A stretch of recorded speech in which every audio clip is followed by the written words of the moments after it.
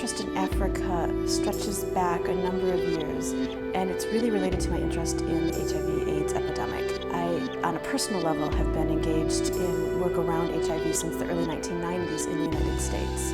And what we saw here then, for those of us that were really deeply involved, was really devastating. Our friends and partners and mentors and community really decimated by the HIV disease in the United States. That really shaped my interest in Africa because as the HIV epidemic has grown in Africa and as I started to pay more attention over the last decade to what was happening there, I can't help but remember what it was like here when we were burying people all too often.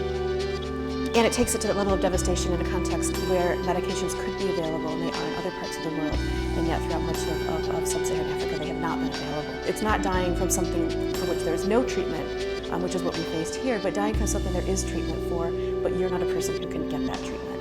I haven't focused specifically on Africa before now, but you can't focus on HIV. You can't have compassion for people who are living with HIV and concern without paying attention to what's happening in Africa. What I think was particularly interesting about the way that stigma manifested in Botswana is that it was very invisible.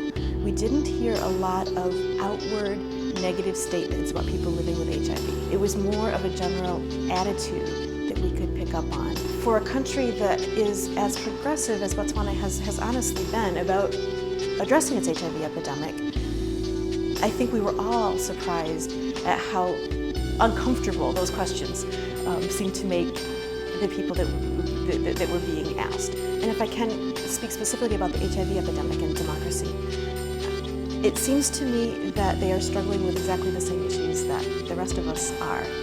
How to care for a population that is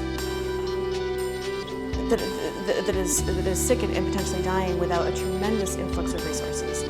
And I think it speaks to this issue in both of our countries about whether we see people as sort of individual actors solely responsible for all of the things that happen in their lives, or we see them as embedded in a larger community context in which certainly people are making choices. They may make choices to have babies because children are very important to them, and they may also not have all of the choices at their fingertips that they might want to have. And so perhaps, there was no recognition by the first speaker that women may not always be in charge of their own sexuality and their own reproductive health, and that they may face other pressures, including coerced or forced sex by male partners that could lead to pregnancy, and that those wider issues, which I think really are issues of citizenship and issues of women's citizenship specifically,